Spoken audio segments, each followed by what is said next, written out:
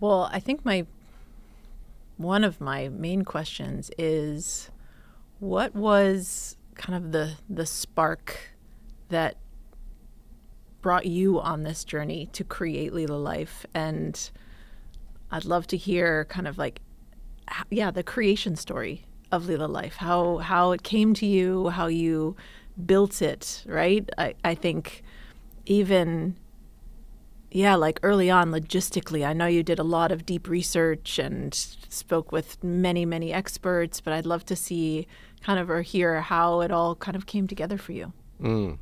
Yeah, it's a long journey actually. I bet. In the sense that I actually, I can divide this into two. One is the Leela Life journey, and there is a deeper Indic Wellbeing Knowledge journey. Okay. Kind of, one is, and that Indic Wellbeing Knowledge journey is the longer one. Okay.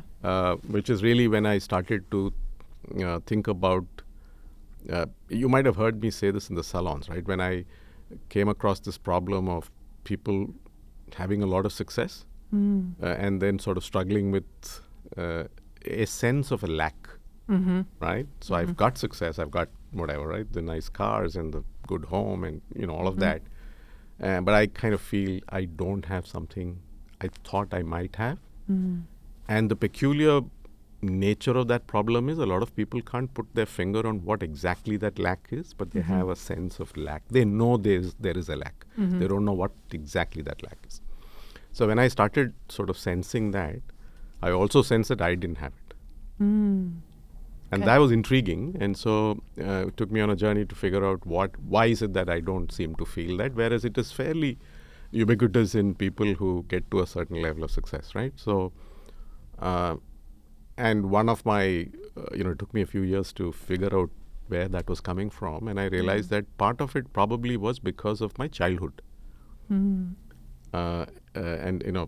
in my childhood, I was born and sort of grew up in what I would call a rooted family, in the Indic system.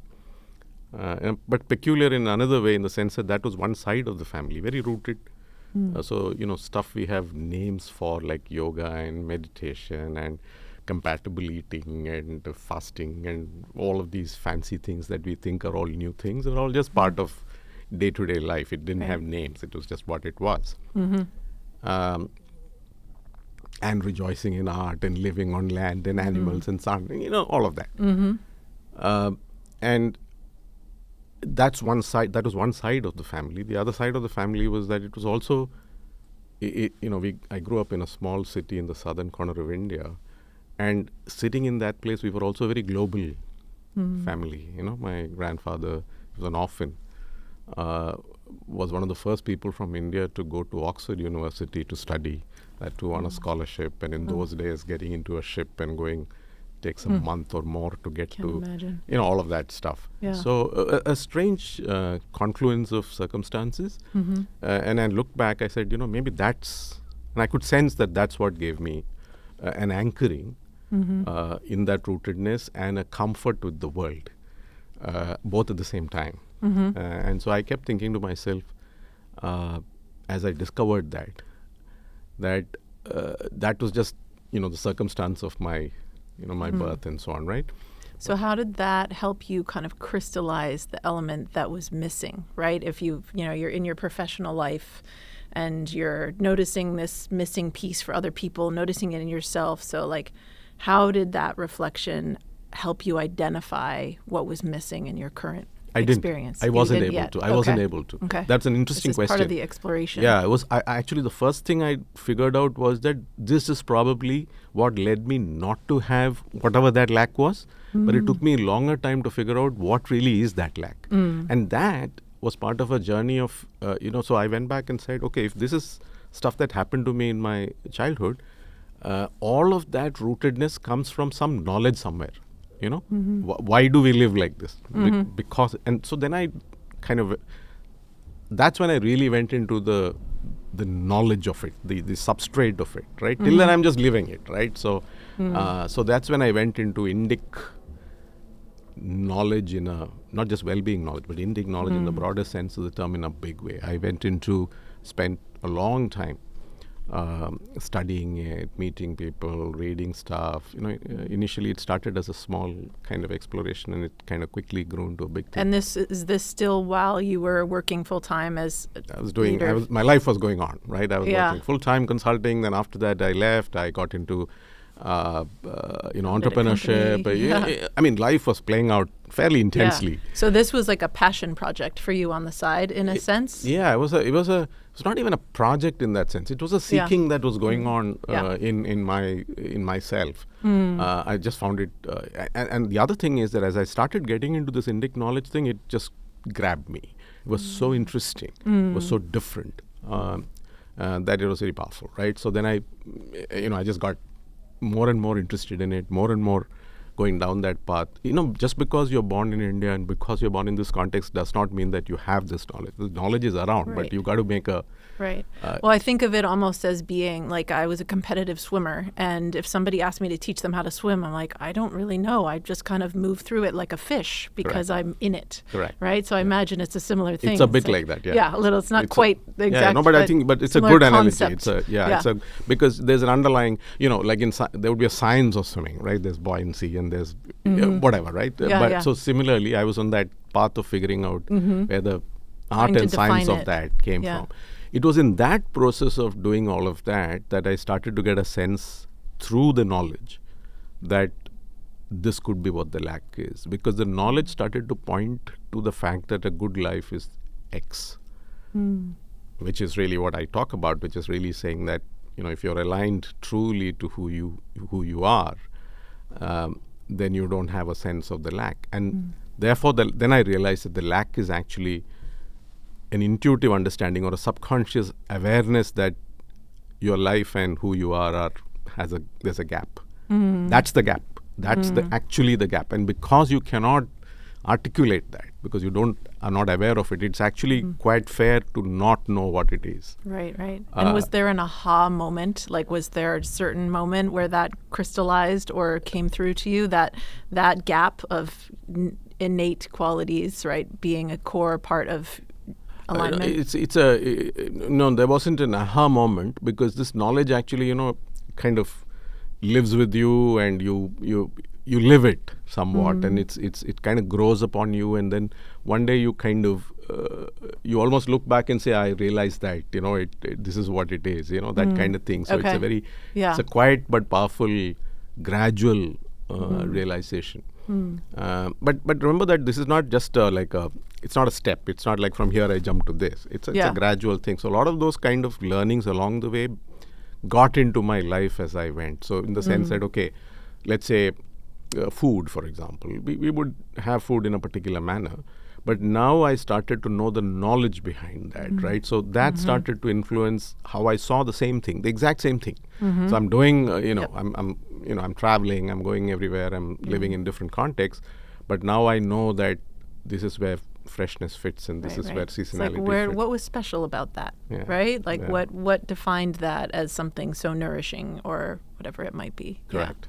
So the knowledge was starting to overlay the doing, and so that started to so you become more intentional effectively. Till then you're doing whatever, and that intentionality works and is useful, because now when you put yourself in all kinds of different circumstances, that intentionality adds to your ability to navigate that, right? Because it allows you not to let go of that, because it's got this is the knowledge, right? So so you can remain true to the kind of person you are by having that little bit of additional knowledge that goes with that. So it was a gradual thing. And it was very powerful. And over time, I got to a place where I could see that all of these things. I could see that this was the lack, nature of the lack, and that this is the actual path to not having that lack. And I've started to realize that this is actually a very transferable knowledge, in the sense, not just the knowledge in an intellectual sense, but also in a lived sense. It is very transferable, and that it can be acquired and used at any point in your life.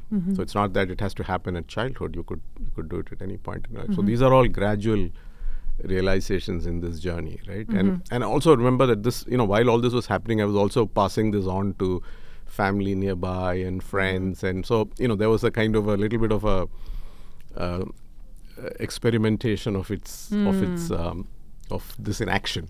Just not just with me alone, but also with people. I would obviously do a lot of it on myself, but and reflect a lot and so on and so forth, but also give it to other people, right? Little bit here and there. To see what resonated. And exactly. So you started to get a sense of how people saw it and how people reacted, in what context, how, and so all of that. So all of that happened to me, and then I got to the point where I sold my company, and exactly a month later, COVID came and everything closed down.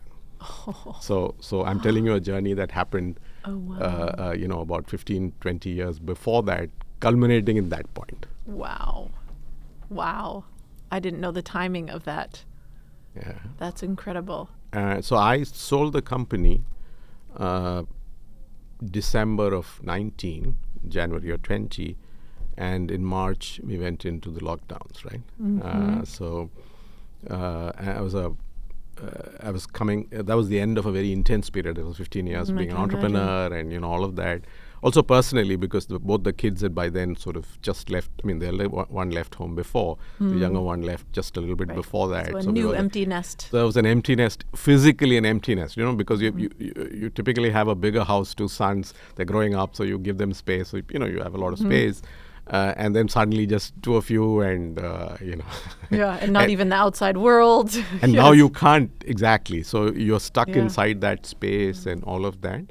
So how did that fuel and shape what came to be Leela Life, or was that a time of kind of pause? And no, it was actually a very interesting time, because it actually built Leela Life. Because I had to take, for both these reasons, right? I sold the company and COVID lockdowns. It's like you had to stop and stop and look at the world. And see, for a lot of people, they were just dealing with life in a new context. So they had jobs, they had whatever they were doing. So Zoom and this and that, people were dealing with all of that. I had none of that. Because I actually had nothing to do. I was on the board of that company that I acquired, so I had to show up once in 3 months, and that's pretty much all I had to do. So, so I had a lot of time. Yeah. So something strange happened at that time. So obviously, I think it happened to many people in different extent. But I got into a very deep thinking place, saying, okay, I've learned all this in the last many years. Do I want to do something with that? Because it didn't start as the intent to build a company around Not it. at It all. started as your own curiosity and kind of pursuit of understanding. Started with that, and then I got very much sucked into the beauty and the power of the knowledge itself and all of that stuff. But now here I am, and the world has come to a halt, and so I'm forced to take this pause and think about it. And then I said, maybe there is an opportunity to help people. I think I also saw what was happening in COVID. I was wondering, kind of the analysis of life and what was taken away from us. I think my sense of it was that beyond all of the facts of what happened in COVID, I also came to the conclusion that the human response to COVID showed that latent fear that we all seem to carry, especially the more successful parts of the world, the more powerful parts of the world, were forcing some of these crazy actions across. I sensed a sort of an asymmetry between the problem that we were facing and the reactions that we were going through as humanity across the world. And so I felt that, there's something going on here that is pretty profound in terms of across the world. So that triggered my thought process on saying, why is it that there's so much of panic? I didn't think that there was, I think a measured response was necessary. I didn't think a panic was necessary, but I think we ended up with a panic globally. So that also forced me to think about the value of this kind of grounding, because I thought, so it was one of the triggers of thinking about that. Yeah. So I went into that thing of saying, okay, let me see whether all that I've learned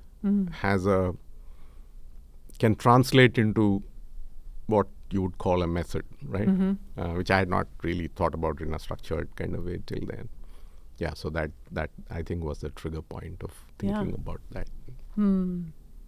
Really, really interesting. Again, that COVID, that's such a pivotal moment to really give you not only the space but the observation, right, for it to crystallize. And I imagine as a consultant, you're used to working in frameworks. So was it relatively easy to look at all your knowledge and kind of filter it into a framework, or did that also take time? It took time. It took some amount of time. The difficulty with Indic knowledge is, as I keep saying, is that there's a lot of it. So to simplify it, to make it work in a very kind of clear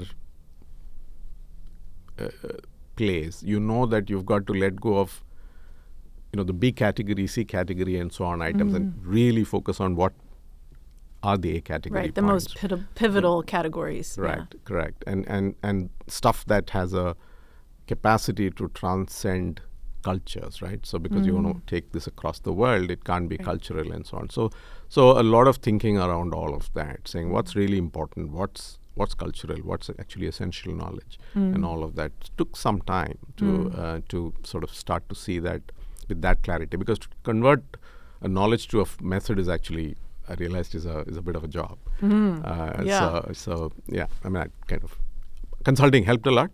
Yeah. So did actually my many years of entrepreneurship, because consulting actually makes you conceptual very strongly. You can see things very well. Entrepreneurship forces you to live it. So it's not enough to see it, right? You got to make it happen. And so when you make something happen, you realize that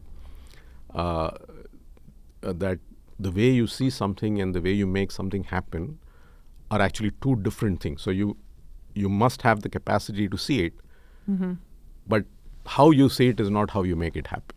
Right. So you need to also have the capacity to make it happen in a very different way from how you see it.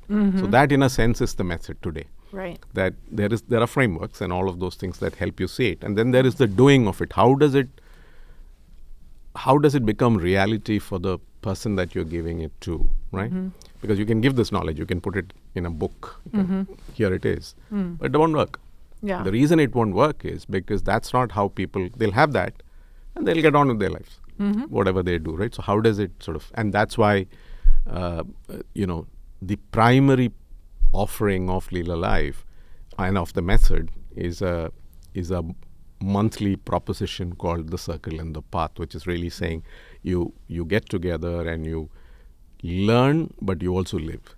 That whole thing at the same time. So that insight came from both these experiences together, Right. the consulting experience and the entrepreneurial experience. So I think, and I think that's a big differentiator, because typically if you see what people do in the world, you will either get this or that. Right. You rarely get both. Strategy without the execution, or the other way around. Yeah, and integration into life, right? So you typically get, okay, this is the knowledge, take it, do something with it, or do something with it, there's no great knowledge.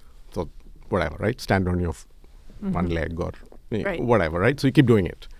So there isn't, usually it's one or the other. Here it's both, because only both together will result in a sustained change. Otherwise, you just keep,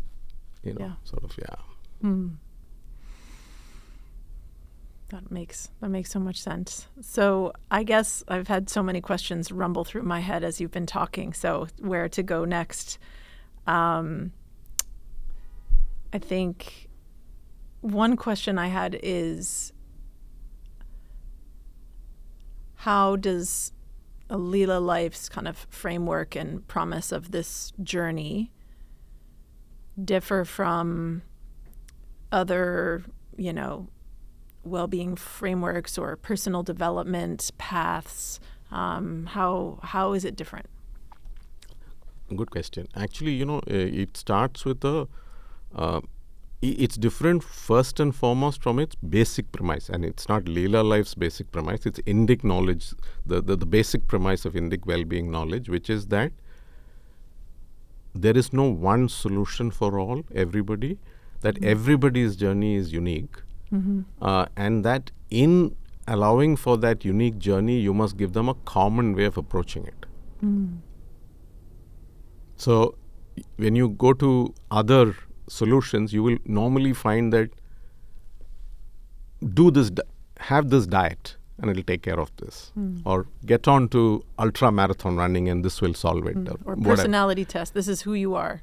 Whatever, right? But at the Yeah. end of it, you will find that the solutions are largely cookie cutter, right? They're meant for, and it's the same for everybody, right?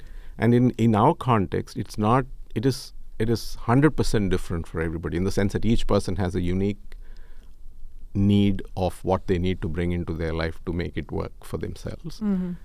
But the difference is that in that personalization, there's a common framework they can apply. They can all apply to figure out what's right for themselves. That's important, right? So they can learn one framework, but through that framework, they can figure out what's right for each of them, and therefore go on their own journeys separately. And so that's completely different from, in both these ways, completely different from everything that's out there. So if you're talking about biohacking, it's it's the same thing for everybody, and so on and so forth. So if you look at everything that's out there, it doesn't have either of these two things built into that. And so I think that's its primary difference. The other, of course, is that nothing of what we say is outside of normal living. What we are really encouraging you to do is to reshape how you live on a daily basis so that you can get to what we are talking about, not go out and do something else. Right. You get what I'm saying? So typically people will say, okay, start running or, do something else. And so, for example, a corollary to that is people will ask me, okay, to do this thing, how many minutes do I need in a day? So I keep my answer to that is, how many minutes in a day do you need to have fresh food? Yeah. It's what you want to eat food. And as part of that eating food, see how much fresh food you can have. So it's not something else. It's just reshaping life as you live it. And I think that that's a difficult thing for people to think about, because everybody thinks about this other thing that I've got to do. Right. There's another thing and I've got to do these two things, right? But that's neither of those apply here. It's basically saying, you're going to reshape your life the way you're doing it. It also means that you might bring in some new stuff, but you might also get rid of some other stuff. So essentially, it's just how you live your life. Right. Yeah. And I guess that kind of leads me to another question, which is, I think we're in a place of like information overload and input overload, right? Yeah. So we're, at work all day, we're listening to podcasts in between, we're reading, we're scrolling social media. It's like there's so much input, and that alone can kind of override your intentions and your awareness of what you intend to do. So I guess, what advice do you have for people, honestly, whether it's Leela Life or anything else that you're like trying to evolve some way in your life? Like, how do you stay connected to that amidst the busyness of life? By knowing what you're doing. That's important. You can't, for example, I would never say things like reduce the number of hours you look at the phone, or switch off at 7 o'clock. I'm not saying they're wrong. I don't believe that's the power, right? That's what you need to do. So here's the thing. If you know that all you're trying to do is to continue to live life, but slightly differently so that you're more and more aligned to who you truly are. That's it. With just this awareness, everything changes. Right? So we've got to reinforce and help you keep that awareness in your mind, saying, okay, this is the kind of person I am. Now I know this. And the cup of coffee that I'm having in the morning, where does that play out in this? Is a slight sense of awareness. I'm not thinking about a huge obsession about that and constantly thinking, but just a slight increase in the awareness of that will start making gradual changes happen in your life. So you don't have to force yourself into this I must not do this. None of that. You can be very relaxed. It's relaxed. It's living. Yeah. So don't get terribly focused on all of that, but just say, okay, in what I do or don't do in a day, in a week, how am I letting myself flourish in the sense of those qualities flourish? And the moment you have that awareness, things will start to fall into place. Oh, okay, I have a need for a little bit of creating as a person. And so now that I've got a sense of how I can think about light in my phone camera, it will automatically start to come, because now you've got this idea in your head and you've got this opportunity to bring that. You know what I'm saying? So you're not doing something big. It's small stuff like that. But the cumulative impact of all of that small stuff is very big.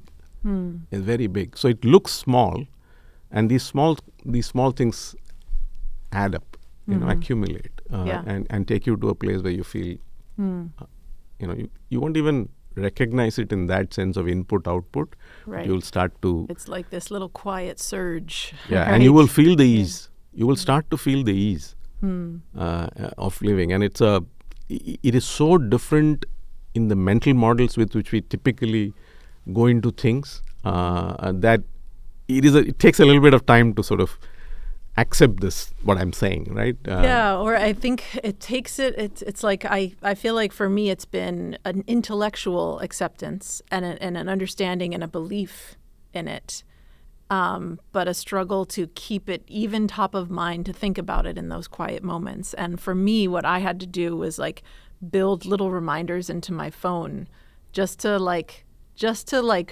raise the ideas back up to myself, like kind of build in little environmental cues, which, to each their own. But for me, that was important because I would go from my conversation with my guide and then a month later be like, oh, I haven't even thought about it, right? And, oh, that's so disappointing. And, it's like not any use to beat yourself up about it. But I was like, how can I make sure that I have that little kernel of awareness of like this North Star that I'm headed, that I'm trying to lead me on this journey.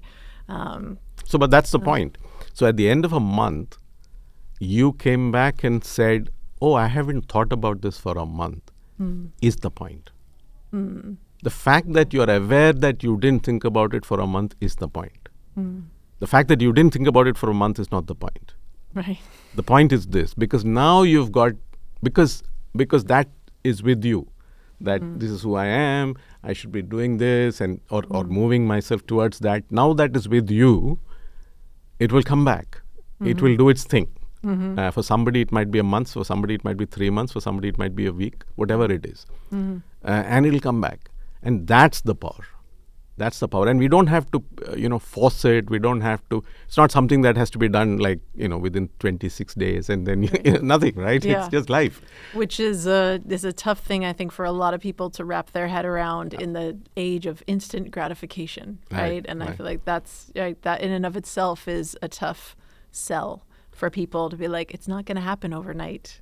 Right. And it's not even a question of more than the overnight point. What people struggle with is that it's not an input-output equation. That people have, it's just wired into us, right? That everything is an input-output thing. Here it's not. It's just, you just have to be more true to yourself. There's no input or output to that. It's just what it is. And so the more truer you are, allow yourself to be, your life to be true, closer to who you are, it just becomes easier and easier and so on and so forth. So there isn't that much of a very strong input-output idea there, right? Which is one of the reasons why people struggle with it, because they say, okay, otherwise if I go to the gym for 6 weeks, so certain that's expectation that's going to come out of that. But at the same time, I think there's also in those moments, like you don't feel any real progress in a given workout, right? Right. So you're there because it's the long journey of something that you want to achieve. And I think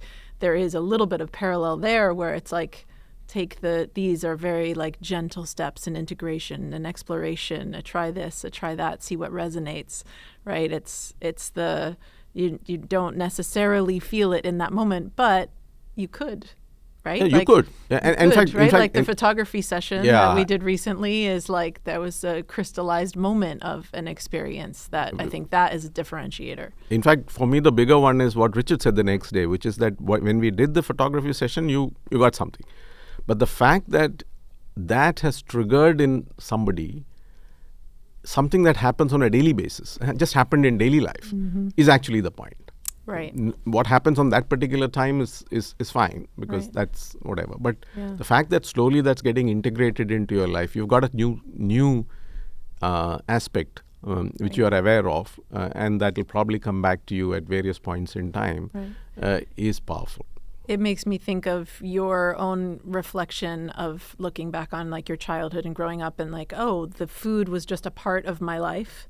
Right. And now I reflect and I see that there's a different value in all of that benefited me in various ways. And using the photography example, right, I think another participant in the Circle and Path made the comment that now, he's looking at light in a different way. Or when we stepped out, it was like, I'm not thinking about my to-do list. I'm thinking about, what I'm looking for in the immediate surroundings. Right. And it's almost, I think, naming and valuing those micro experiences that we didn't necessarily connect to before. It was always about the picture that I'm trying to take, not the how am I going to figure out what angle I want to take this and what light is coming. Like, it becomes much more experiential rather than trying to do the thing. Correct. That's step one. And as you go down, you will realize that there are 3-4 things that let's say you've done the circle and the path for 6 months, and you've had 6 such experiences of different things, so whatever, 12 such. Yeah. And you didn't realize certain things have come to you. And so suddenly over a period of time, when you look back, you realize that, I'm increasingly, I do things that make me more comfortable with myself and the way I live than I did before. So now you're taking one particular example, right? But over time, what happens is, without realizing it, all of these things kind of add up, and then you suddenly look back, and then you don't see the individual things. Oh, that photography session gave me a sense of light. You will over time, it'll all kind of this thing, and then you will the thing that will stick with you at that time is how it's become easier. Somewhere I've just become just easier with myself in terms of living with myself, and that will always be visible when you look back. You will not see it at the time.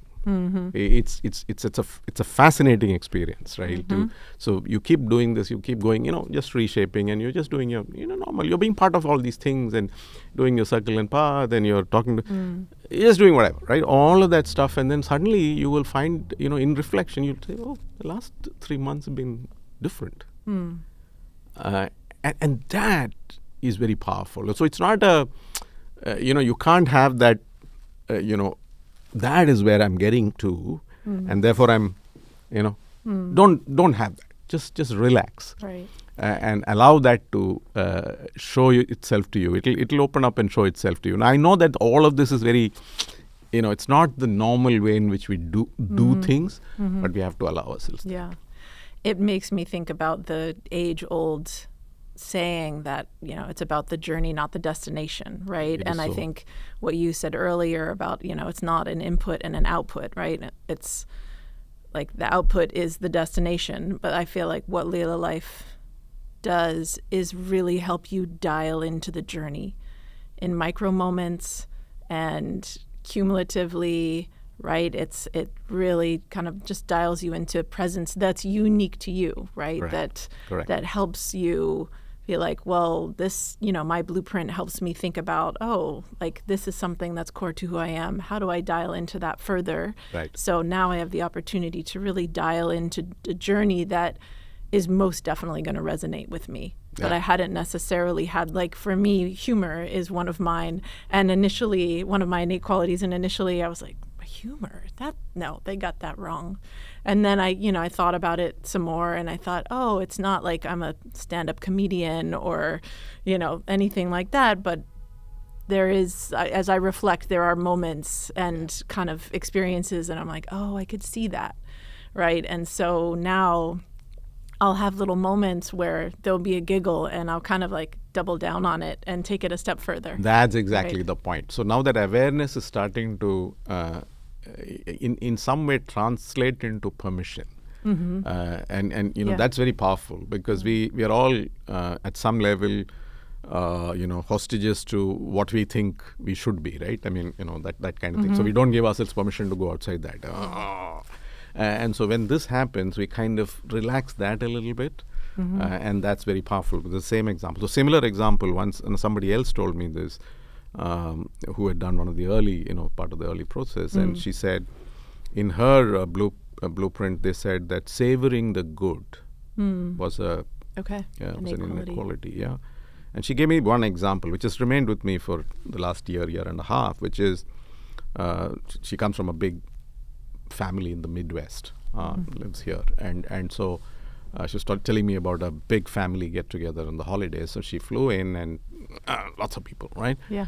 And there was a niece of hers, young kid, who said, Aunt, would you like to sort of, come along with us for this lunch?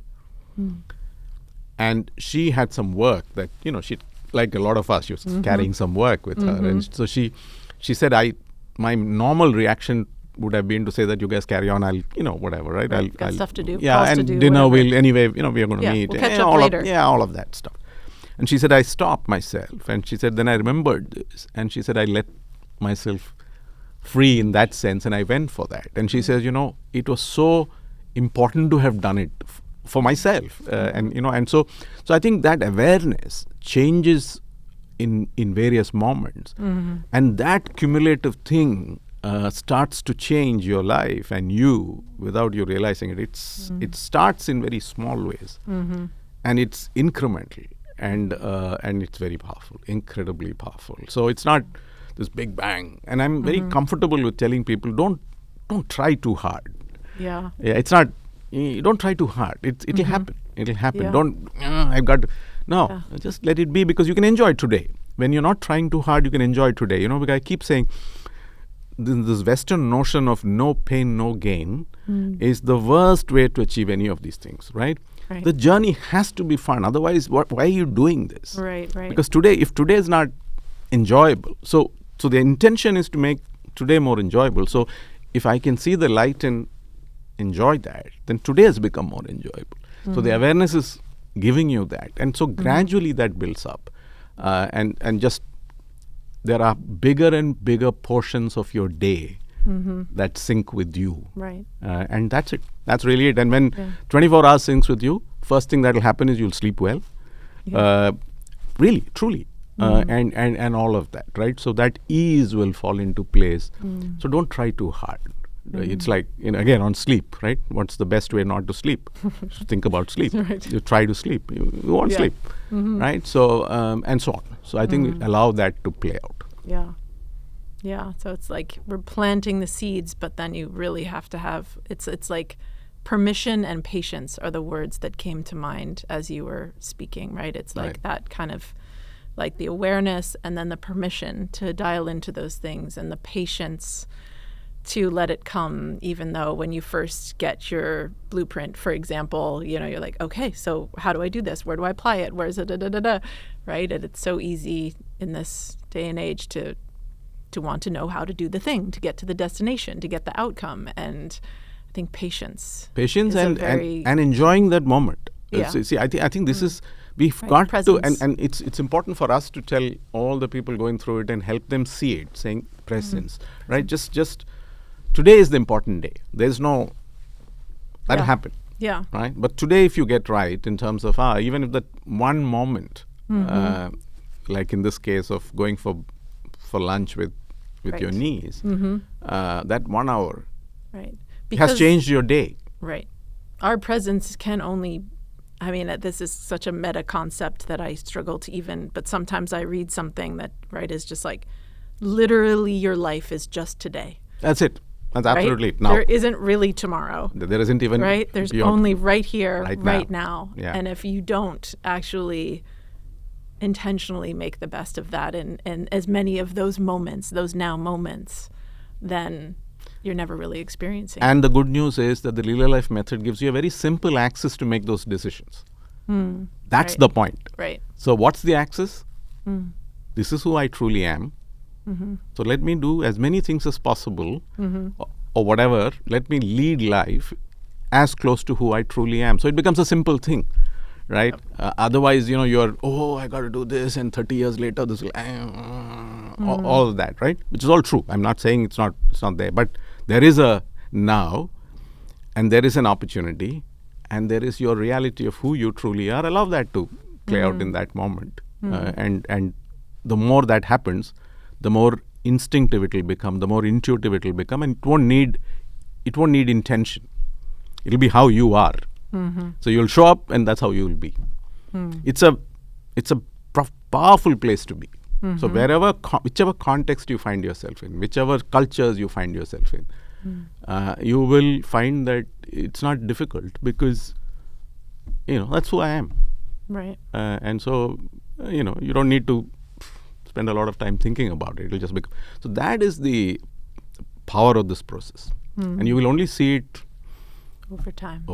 And you will look back and you'll say, so that's the promise. I know this from lived experience, that this is the promise. Take me, for instance. I was going to ask if you ever get off track, right? No, I mean, you do. I mean, in the sense that, what I'm trying to say is that, wherever in the world you go, people ask me, I now live in the same city that I grew up as a child in. I went back 2 years ago after 45 years. And then I go to New York City, and this is, a fairly, different context and so on and so forth. But there is no difficulty. There is no difficulty largely because, there's a superficial difference in things, right? And so on. But other than that, for example, there I walk on the left side of the thing, and here I have to walk on the right. It's at that level. Yeah. But just who I am doesn't change, right? It doesn't change at all. And therefore, navigating or being present anywhere is not that very difficult, because, So for you, that's not really you don't so much have to think about it anymore, because it's so, you've found that ease, because you've built up all those little micro moments and appreciations and presence over time, and it's become a part of your day-to-day life. And therefore, through that process, I've got a very deep, intuitive sense of who I am. So I don't need to think about that. That's the point. Yeah. So because lots of circumstances will change, right? So I'm just taking this as an example of a change of circumstance. But it could be anything. It could be that suddenly you have a crisis of some kind, right? It's just a change of circumstance. But because you know, and you are at some deep level intuitively aware of who you are, your response to that is easy. Where what I'm trying to say, it's very easy. Suppose there's a big opportunity in front of you. Today what happens is you have to do a lot of thinking about yourself in the context of that opportunity. Will it be right for me? Or should I do this? Should I do that? Or a new idea comes along, right?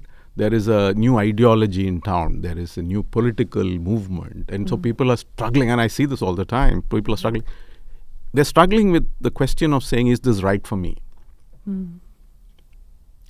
Yeah. I'm saying the question is, the reason why you're struggling with that is because you haven't allowed yourself to be intuitive and yourself.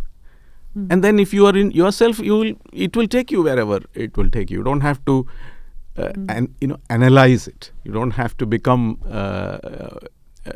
try to see where in you it fits and so on and so forth. It just becomes something, you're not comfortable with it. Yes, I'm comfortable with it.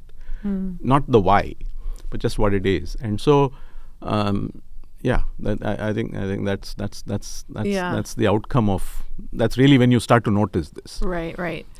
And again, I feel like right now I'm in a place where intellectually I get it and I can respect it, yet I don't feel it yet, right? And one of the questions I had written down earlier was like how you can use these insights to navigate conflict or challenges or uncertainty. And like with, I know politics are risky without getting into that, right? In the U.S. right now, there's a ton of division and people are fearful and, very polarized. And so how could this help? How could this knowledge or self-awareness help us? So you see, the cause of the conflict, you see, there are multiple ideas out there. That's always the case. The conflict doesn't arise from ideas. It arises from our response to the ideas. And the ideas exist. So many ideas exist. So what? When you say conflict, you're referring not to the ideas. You're referring to the human response to the ideas. Right? So what's happened? Why is there more conflict? Because there is something that has changed in the human being, in their, as a group, as a population, as a globe, as a whatever, as a species, of our response to ideas is what has changed. And what is the solution to that? We've got to change. Ideas will be there. All kinds of ideas are there. So that's not the important point. So if you want to avoid this friction of that constantly, we've got to change. So what is it that we've got to change? So our ability to assess an idea and to feel comfortable or not comfortable with that should come from a completely different place. That's one point. The other is, when you do things like, so when you become more comfortable with yourself, you will learn.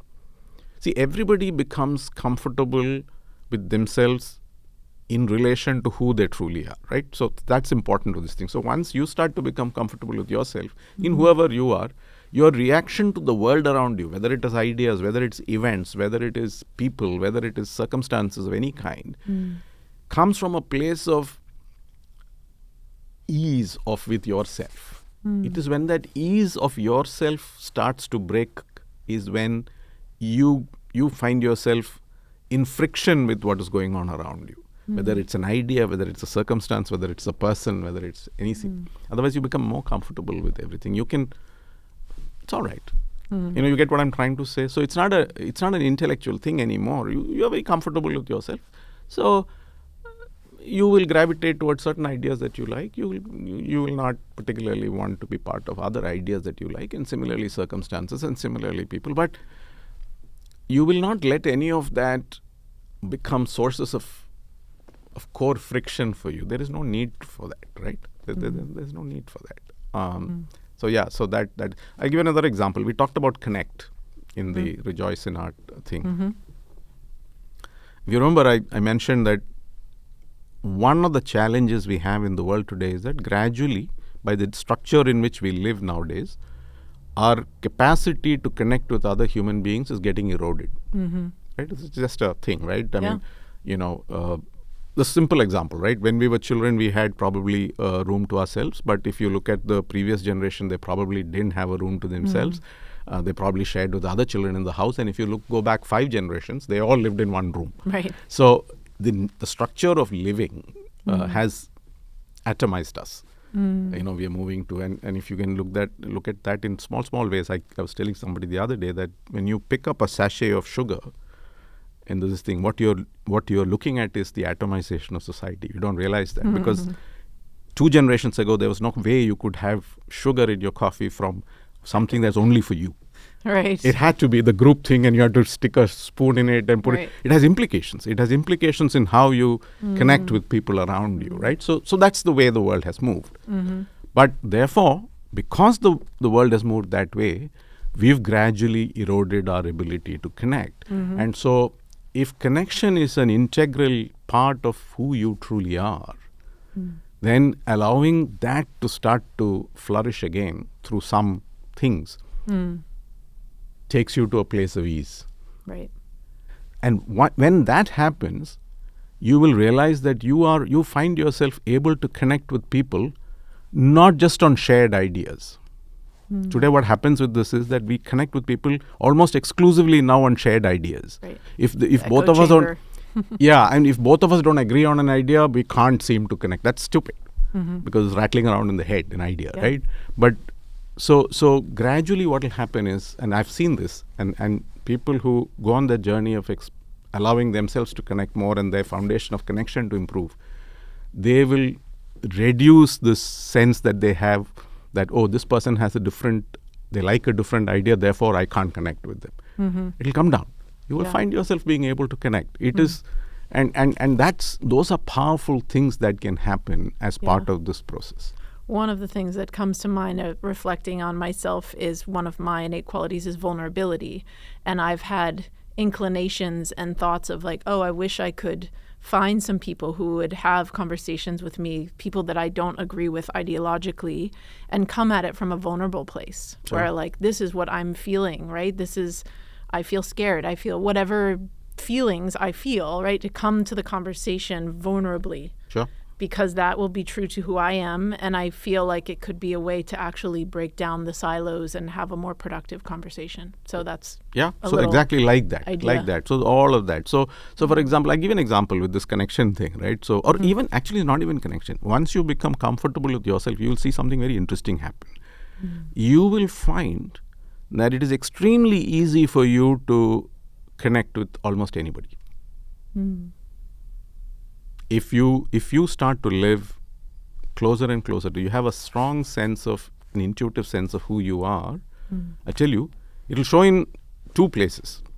You can connect with anybody and you can connect with animals. Just when you're walking on the road. And, you whatever, right? Wherever you are. And you will see somebody and a little kid and something else. And it's just easier. And it's a different just frequency. That's what makes me think of. It is animals. true. It is truly that. It's truly Yeah. that. I think because you become more and more in tune with who you are, I think there is these are words, so whatever, right? But there's some lack of friction. There is some ease that seems to be there that shows up. That shows up especially in your interaction with all kinds of people. I mean, it's like, it's all right. Yeah.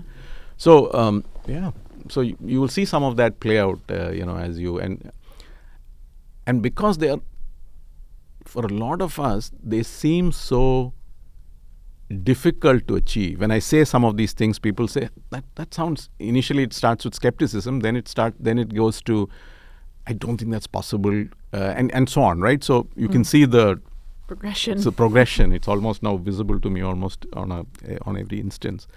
But that's not the case. You can. It does happen. It does happen. It's profound in its experience. And there is no. It's not as if there's this final place. But as you become closer and closer to that, you will start to see it play out in your own life, and just allowing. And that's why the method is useful, and that's where the framework is useful. Because while the framework itself, the photography itself is less important. I keep telling this. Right. That's not the point. The point like is an now. access point. It's an access point. It's an access point. So many things have happened to you at that time. You've got the idea of dissolve. You've got the idea of create. You've got the experience of meeting a bunch of people who are excited by the same thing. Then you're going out. Then you recognize light. A bunch of things are happening to you, all in the context of a background of the thought saying, I'm getting closer to who I am. And the cumulative power of that is very high. So you have to allow yourself to go on that journey. You have to allow yourself to, because I know that intellectually, and I think, by the way, intellectually also it's difficult for people to accept this. Yeah, I believe that. But yeah, it's almost as if, again, coming back to that analogy, like at first I was trying to enjoy the journey towards the destination, but now the destination has kind of disappeared into the sunset, and I'm just happy to be on the journey. Yeah. In Chinese philosophy, Lao Tzu or one of those things, there is a figurine, it's a very famous figurine, of a person who's riding a donkey. The donkey, you're riding a donkey. The only unique thing about the figurine is that the person is sitting the other way. Oh. So the donkey is going that way, the person is sitting looking this way, essentially saying that, what a wonderful journey I've had. And really, it's a metaphor for the fact that, being constantly focused on that is not this thing. Enjoying the journey and seeing the beauty that the journey gave us is very valuable. So it's not necessarily looking backwards in that sense, but really saying that there is there's a sense of the journey as distinct from the sense of the destination. And I've always found that, very interesting. Very powerful example. Yeah. Equally, I was mentioning to you, I think it was yesterday, right, that I was in Muji this over the weekend, the Muji store in near Bryant Park, and there's this book they have on cleaning. It's 500-page small book on photographs of cleaning of homes, cleaning of trams, cleaning of big Buddha statues, cleaning all kinds of contexts. It's gorgeous. They sent out a team of photographers across the world to capture that set of action. The reason I bring that up is because if you go through that, you will start to get a sense of moments and how they sort of play out, and and how we can leverage all of that, or that sense of moments, to get to connect with who we truly are. Right? It's a wonderful book. If you get a chance, you must take a look at it. Yeah, I want to check it out. And they have 2-3 books like that of different subjects. But it's just this notion that just like we did the photography class and the other one, the column class, there are many other places where you can find that. It doesn't have to be this. Yeah. But once you're aware of it and you're looking for it, you probably will figure it out and stumble upon it. By the way, I don't know if you're in WeWork, they've got a library of books on all floors. Some of the most interesting books you can. So if you give yourself a little bit of time and look at those books, you will find present at WeWork. You have to be present a little bit. You have to give yourself a little bit of time to look at that. And then if you do, this is wonderful books. There's so many, it's just, there's so much. Yeah. So it's that sort of stuff. Well, I know we are at noon just after. Do we have to stop or do we keep going? Yeah, we probably do another 5 minutes. You're good for 5 minutes? Yeah. Yeah. Okay. Want to wrap up anything that you want to? I feel like the moment might be gone, but I wanted to, one of the things I was thinking about earlier in our conversation is how a core part of the process of finding out your innate qualities in the blueprint journey is reflecting on your childhood. Right. And it seemed so much easier as a child to, like, joy was built in when we reflected on things that brought us joy as children. It was, playing in the waves and, climbing things and, swimming, right? There was like this very present joy. And I think certainly there are obvious elements that, like, we didn't have a job, right? We had to go to school, but, there was, I guess, elements of our experience then that allowed us to be more present. And so I feel like kind of what you've been able to do with Leela Life is to help us identify the things as adults that can bring us joy, right? And so I feel like, I guess it's more of a comment than it is a question for you, although I'm sure you have thoughts, right? But we lose track of not only doing the things that bring us joy, but almost being aware that they bring us joy. Correct.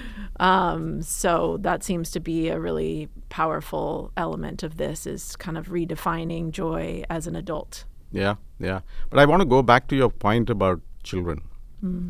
Being a child, when we are 40 years away after having been a child, we think it was very easy being a child. Yeah, but actually, so when you true. think about it, being a child is actually one of the most challenging things, because you're being put into a world and you have very few capacities to navigate the world. The world, there are many other people who have to come together to. So it's an incredibly daunting and difficult place. Yeah.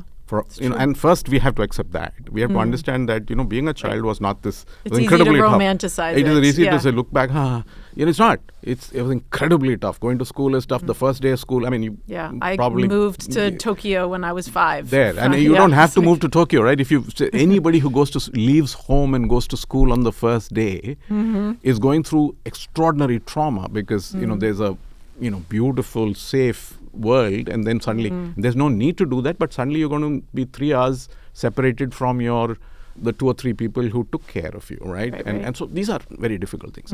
Yeah, so true. Now that's a fact. Now the fact of the matter is, the second thing that you notice is that, but the life of a child, in all the things that happens during the day, irrespective of what it is intense, right?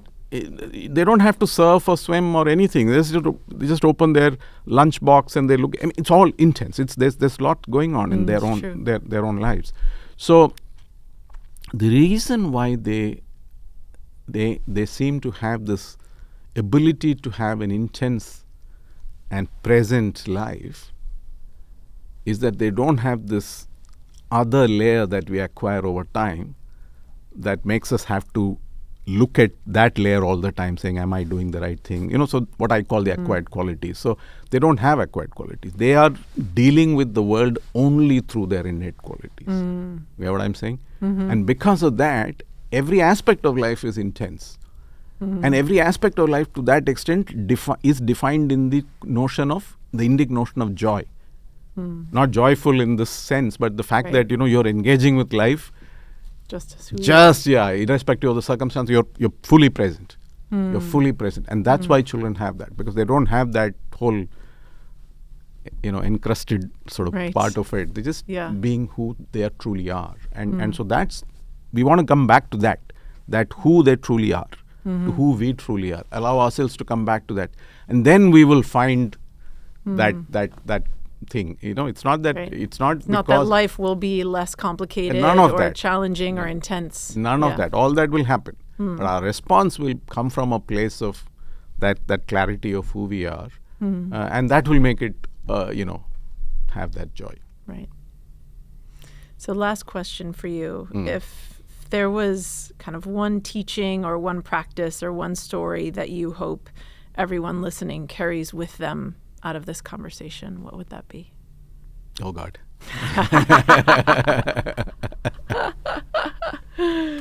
No, I think for me it's always a simple thing. Be true to who you are. It's the simplest thing to articulate. Slightly difficult for us to this thing. So just find who we are and just start being that. Don't try to be something else. It's not worth the trouble. Just be yourself. And if they don't yet have their blueprint insights and kind of the discovery of their innate qualities, what's something they could do to help them reflect on? Just have to ask yourself, what am I? Who am I? And it's not an easy thing to find answers to, but reflecting back on childhood is a good place to find some of those. But if you don't have a structured process like we do, it's probably going to take you long to find the answer, but get on the journey. There's no, that's the best way to do it, right? Yeah. Okay. Love that.